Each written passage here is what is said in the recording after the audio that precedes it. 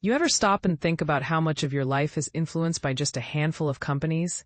I mean, we all know the big names: Google, Amazon, Apple, Facebook, Microsoft. But how often do we really consider the sheer power these giants have not only over our daily routines, but the entire global economy? It's pretty wild when you pause and reflect on it. These companies aren't just tech firms. They're economic behemoths with influence stretching far beyond what's obvious at first glance. Today, I want to take you on a deep dive to explore exactly how big tech quietly controls the global economy. This isn't about conspiracy theories or exaggerations.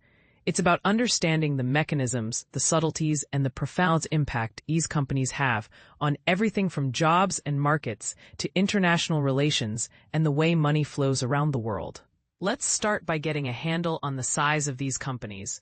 When we say big tech, we're talking about the handful of firms whose market valuations aren't just in the billions, but in the trillions.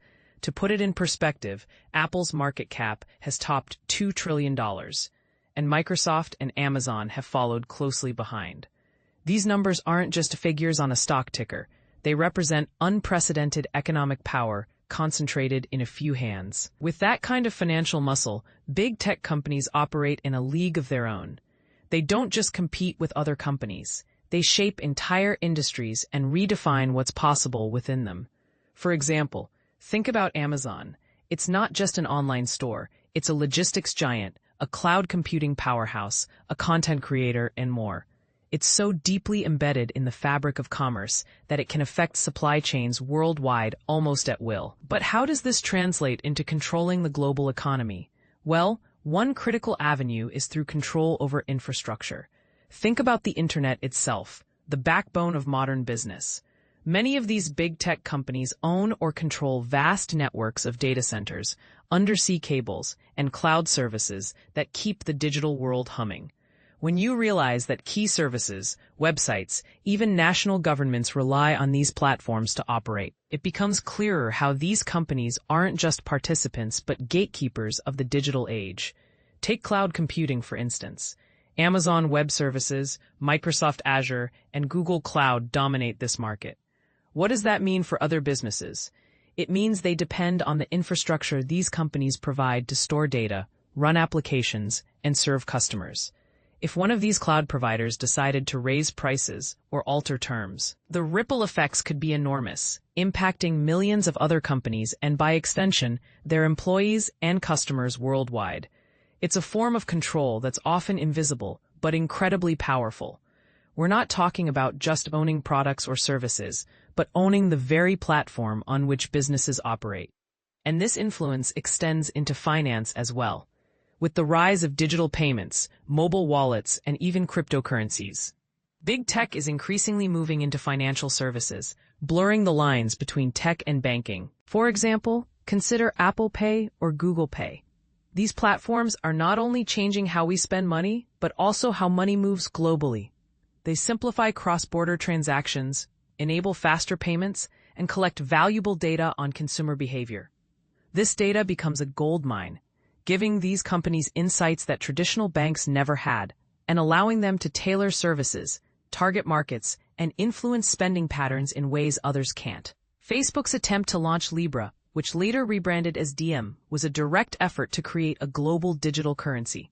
While it faced regulatory hurdles, the very idea signals big tech's ambition to play a central role in the future of money. If they succeed, even partially, the conventional financial system could face unprecedented disruption, with these companies acting as new gatekeepers. Another layer of control comes from how big tech influences labor markets. The gig economy, for example, is heavily shaped by platforms such as Uber, Lyft, and DoorDash, all powered by tech companies. These platforms have shifted how millions of people work, turning traditional employment models on their head. This change isn't just about convenience. It affects income stability, workers' rights, and economic security for a large swath of the population. Moreover, by harnessing artificial intelligence and automation, big tech is also rapidly reshaping industries like manufacturing, retail, and even agriculture. This kind of technological disruption can boost productivity and innovation, sure, but it can also concentrate wealth and power in the hands of those who control the technology, widening economic inequality. it's important to think about what that means for societies worldwide. Now, it might sound like these companies are unstoppable or even unaccountable, but that's not entirely true. Governments around the world have started to recognize that allowing these companies to grow unchecked could lead to significant risks. That's why you've heard so much about antitrust investigations, data privacy laws, and debates over regulation in recent years. But regulation is tricky here because these companies don't just operate within one country. They are global actors, and their influence crosses borders. Think about how Facebook's platforms have affected elections not just in the US, but globally, or how Google's search algorithms can influence access to information everywhere. Regulating a company like this requires international cooperation on a scale that's difficult to achieve, and the companies themselves are experts at navigating these challenges. They have the resources to lobby, adapt, and innovate, sometimes faster than laws can keep up. It's a constant tug-of-war between the desire for innovation and growth, and the need to protect public interests and ensure fair competition. So when we talk about big tech's control over the global economy, it's actually a multifaceted story. It's about financial dominance, control of digital infrastructure, influence over how money moves, reshaping labor markets, and navigating complex regulatory environments. Each of these layers reinforces the others, creating a network of influence that's hard to break down. Take a moment to consider your own interactions with technology. When you search for something online, who decides what you see? When you shop online, how do those recommendations shape your choices? When you communicate with others, are you aware of who controls the platform you're using? These everyday experiences are all connected to a broader economic system influenced heavily by big tech. And what about emerging markets? These companies are expanding aggressively into countries with developing economies. This expansion brings new opportunities for growth and access to technology. But it can also mean that local businesses struggle to compete or are absorbed into these larger ecosystems. The balance between fostering innovation and maintaining economic sovereignty is delicate and often overlooked. It's also interesting to reflect on how big tech's dominance affects innovation itself.